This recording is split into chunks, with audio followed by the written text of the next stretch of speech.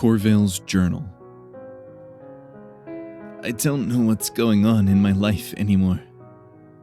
Everything is falling apart. Who would have thought that coming to this strange place would completely dismantle my entire worldview? It's like everything up till this point was a whole different life. The logical side of my brain is screaming at me, but it's becoming harder and harder to ignore the strange things happening here. How much longer will I be able to rationalize everything away as smoke and mirrors? Between these displays of art and my visions of Oliver Rook, I keep thinking to myself that this is all just a dream, that I'll close my eyes and wake up back before the war, before my wounds, before this strange island. But then I open my eyes, and it's all still here. Another part of me wonders if I'm still laying in some hospital bed, making all of this up in my mind. Maybe I never woke up from my coma in the first place. In some ways, that would be easier to believe than all of this. I want to go back to the way things were, when life was simple.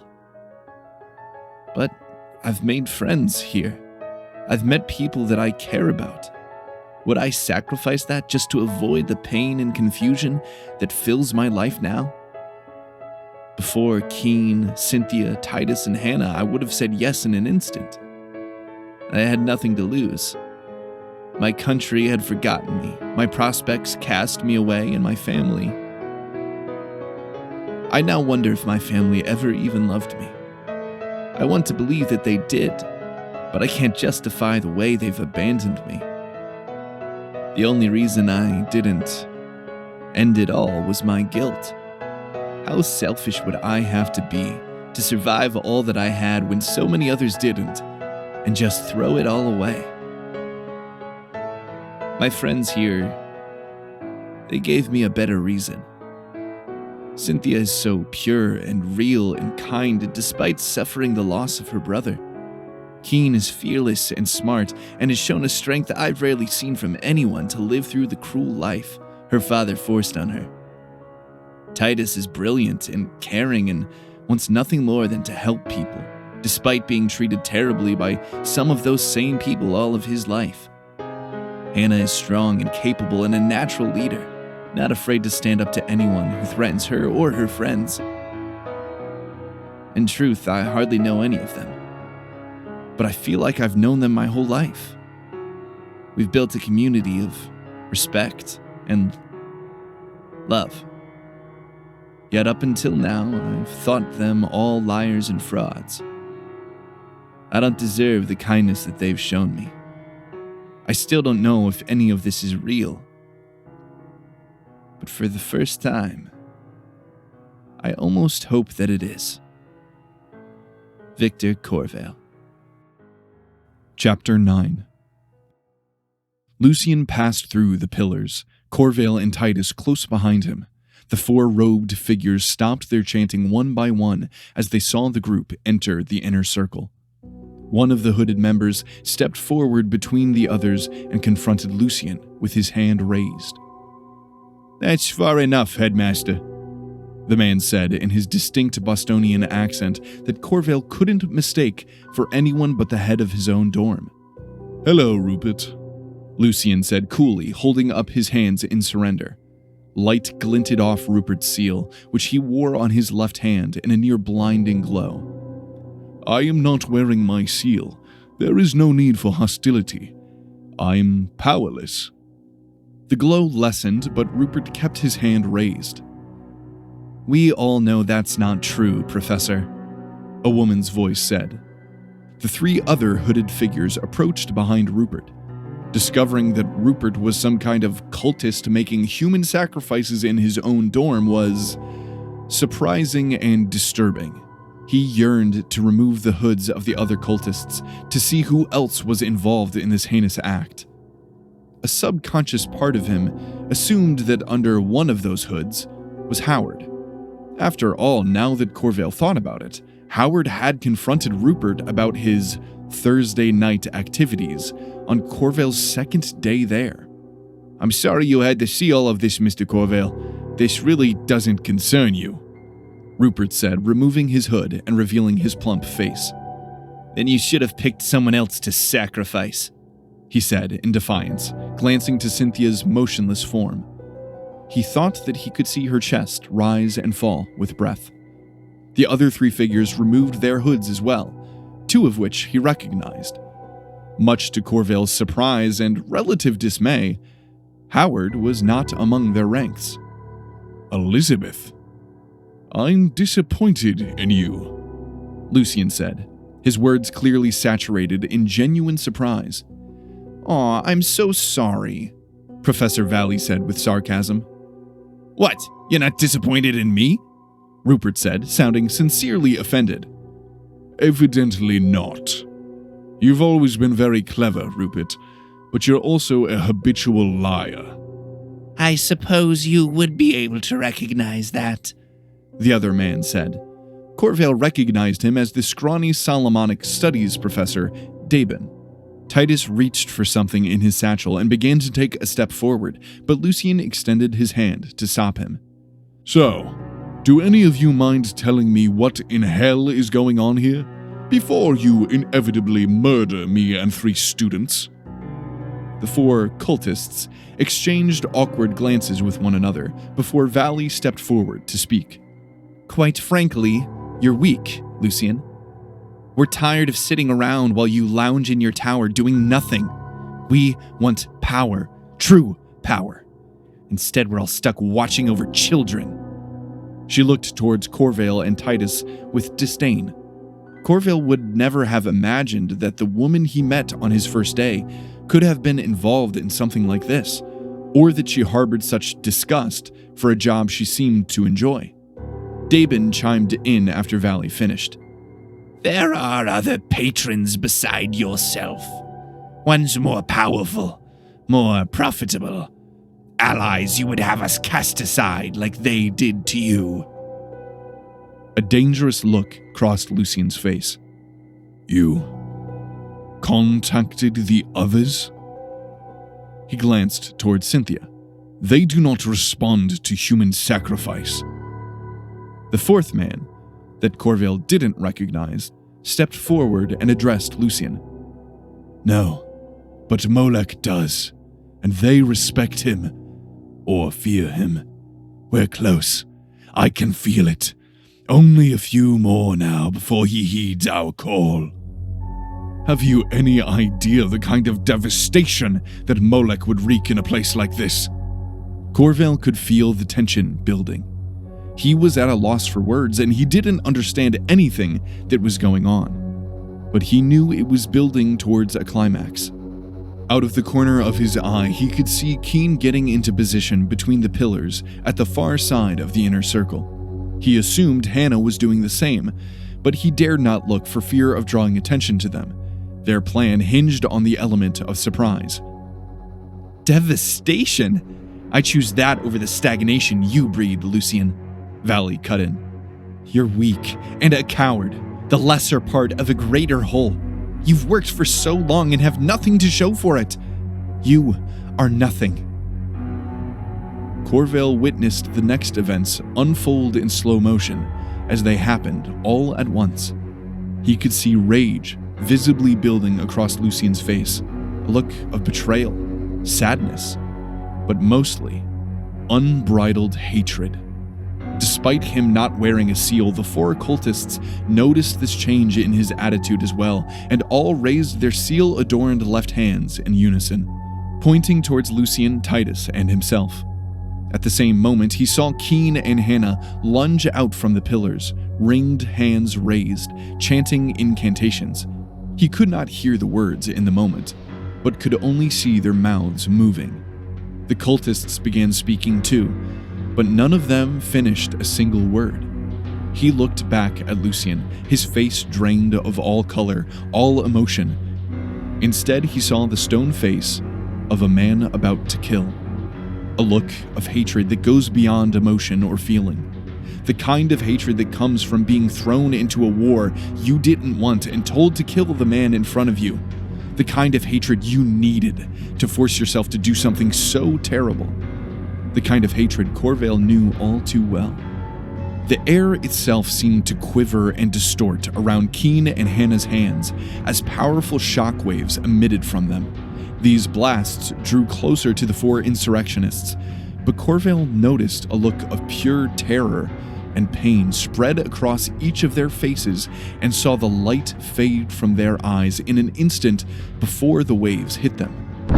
Time seemed to resume its normal pace as the bodies of the four culprits were flung into the air by the two blasts and sent crashing into the nearby pillars.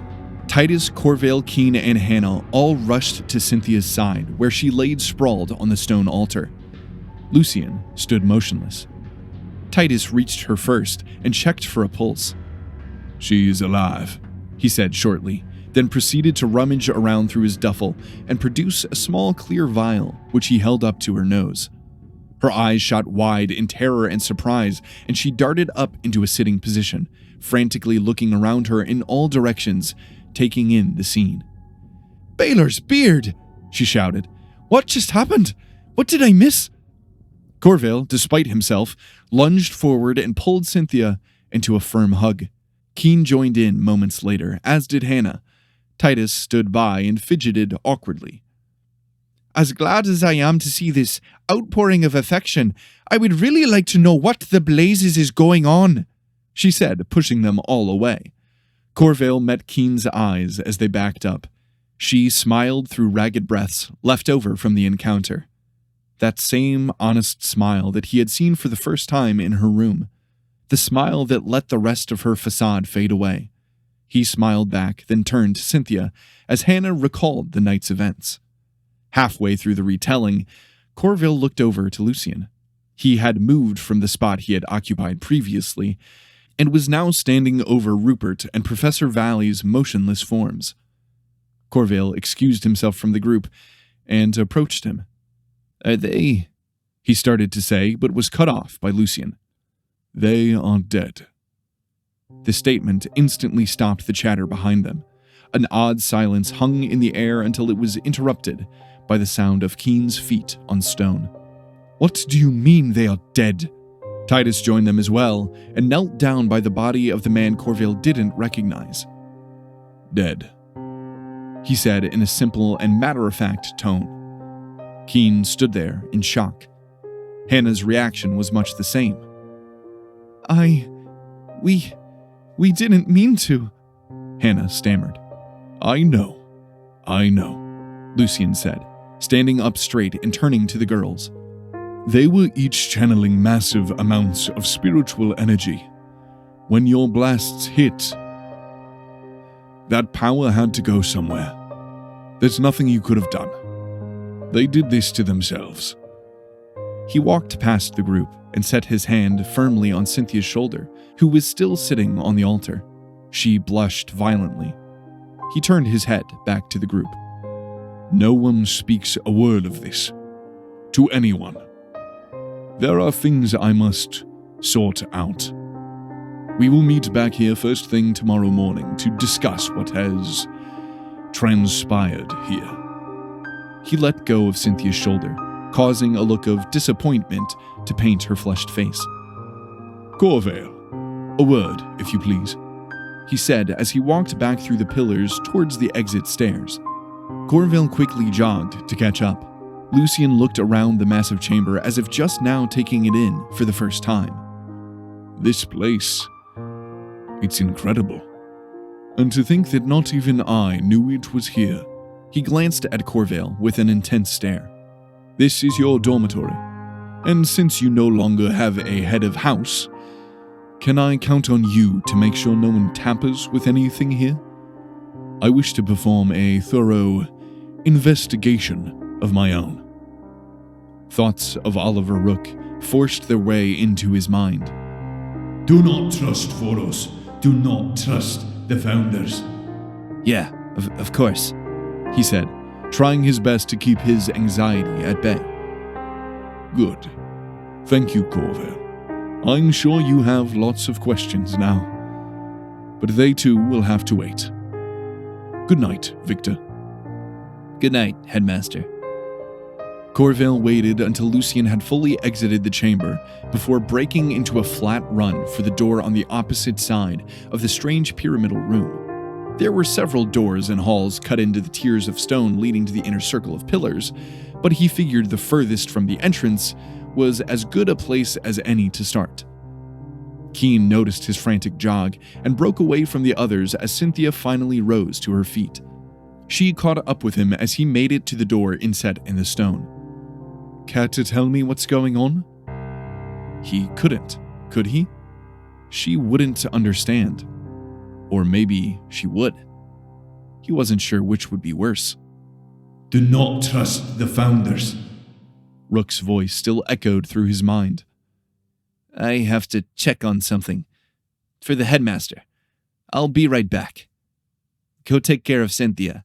I'm sure she'll appreciate it," he said with a forced smirk, trying to act as normal as he could. Keen rolled her eyes and walked away without another word. Titus, on the other hand, made direct eye contact with him from across the chamber. There was something off about his eyes. It was like he was staring through him, or someone else was staring out. He nodded to Titus cordially, which caused Titus to blink in rapid succession, like coming out of a daze. He nodded back, before Corveil spun on his heels and pushed through the thick oak door. Everything was so strange. He had just seen 2 girls kill 4 adults with magic. 4 adults who were about to sacrifice his friend to some dark god named Moloch. He had walked through a magical illusory window to discover this place under the direction of a man who should have been long dead. Nothing made sense. But he couldn't try to rationalize all of that just yet. He still had a job to do. The room was dark. He stepped back into the main chamber and lifted a torch from a nearby sconce, then carried it into the dark room. Books. Rows upon rows of books and scrolls and loose paper shoved into cramped and unorganized shelves. The floor itself was littered with pages and stacks. He made intentional care not to let the flame of the torch anywhere near the impending fire hazard. The room itself wasn't especially large, but it was crammed floor to ceiling with books upon books upon books. He would never be able to find anything in this mess. It would take him weeks, if not months, to sort through everything. "Come on, Rook," he whispered to himself. From what little he knew of Oliver Rook, he was not the type of person to leave his research in such disarray. That seemed to be more of Elsbeth's style. But Rook was a military man, trained, disciplined. Even the strange mental world he had brought Corveil to was pristine and well-organized. Not to mention the spotless and organized nature of the lair itself. Either someone had severely disrespected Oliver's work and left it in such a state, or... Another fact that he had learned about Oliver Rook is that he didn't trust anyone. Why would he keep his most valuable and prized research in a place like this? Even if it was in a super-secret subterranean vault, surely others in his time at least knew of its existence. Even Keen knew of it, though she didn't know where it was. No, his research, at least his true research, would not be where it was expected to be. A glint of metal on the far end of the room caught his eye. He slowly made his way through the cluttered library, stepping over stacks and through piles of paper. He held up his torch to reveal a gas lamp, exactly like the one in his own room. He carefully gripped the torch under his right armpit and reached out and touched the lamp with his left hand. Nothing happened. "The ship is the key," he remembered Rook saying in their last encounter. The ship. The ship. He knew from the various histories of the school that he had heard that Oliver Rook was the captain of a ship for a time, if only in title, but he didn't recall anything about the vessel. He searched around the room and quickly found a dusty and aged painting of a large frigate tearing through stormy gales and crashing waves. He held the torch close and could just barely make out the words, "Lady Vigilance," on the side of the hull. He felt around to see if there was anything significant about the painting, but it seemed ordinary. He returned to the lamp, once again placed his hand on it, and said, "Lady Vigilance," aloud, and the world fell away. The strange, foggy landscape appeared around him once again, but it was different this time. It was on the deck of a ship. The edge of the ship frayed and faded into the rolling fog of the sea. He could see through the hazy planks to the deck below him. In front of him, Oliver Rook stood at the helm, solid and tall. "I only captained the ship for 3 weeks, on a return voyage after a failed mutiny that left me the highest-ranking officer alive." Oliver turned to look at Corveil. The helm faded to fog as his hands released it. "And I was only that because I was noble-born. I ran away from title, responsibility. I tricked the poor captain into thinking my father would pay him for taking me aboard. It was the hardest 2 years of my life. But the call of the sea never quite left."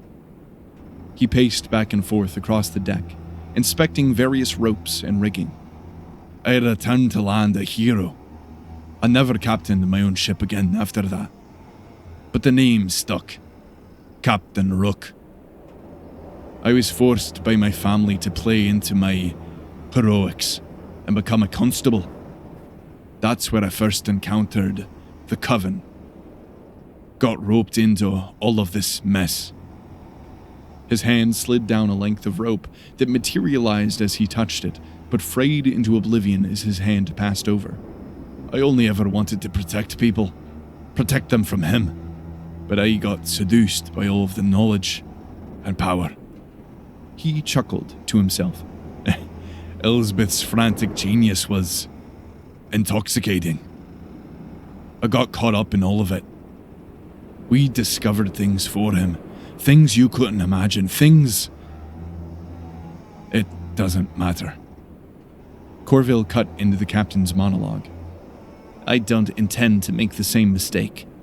A dangerous smile crept onto Rook's face. "No one ever does." His eyes fell in ponderment. "The artist's tongue was never completed. We were close, very close. We had always hid small things from Foros to prevent him from becoming too powerful. But this was too big. Too big to share, too big to hide. Elsbeth had made a breakthrough. True Kabbalah, she called it. I was overseas at the time. I headed back as soon as I could. She was dead when I returned." An expression of pure pain overcame his usual stoic face, and he turned away. "She was more than just my research partner. She was my best friend. I knew Foros did it. I didn't know how, I didn't know why, but I knew. I drove myself mad trying to figure out what he had learned, to assimilate all the knowledge I possibly could, so I could destroy him. Obviously, I failed." He snapped his head back around and weighed Corveil. "You cannot fail." Corveil scoffed. "What do you expect me to do? Shoot him?" "Destroy him. Fight fire with fire. Use the arts against him." "I barely even believe in them." "Then believe, boy, because it's real. It's all real. And it will burn this world to the ground unless people like us stop it." Corveil shrank back from the man. Images of sergeants screaming at him to fall in line and follow orders tried to force their way into his mind, but were rebuffed by some alien presence, like some kind of physical wall. "How?" "My research has all the information you'll need. You must bind a seal, but you cannot bind it to him or anyone else who is bound to him." Corveil still didn't fully understand the binding process, but he did know that it had something to do with binding the 7 basic elements of their art to a patron. Traditionally, the patrons were angels or demons, but these patrons were generational by proxy, in that if you bound to a person, for instance Oliver Rook, you would by association be binding Oliver Rook's patron as well.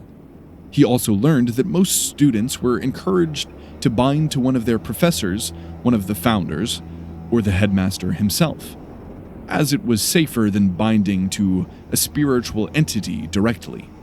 If Lucian was truly some immortal dark lord as Rook claimed, then nearly everyone not bound directly would be indirectly bound to him, Oliver Rook included.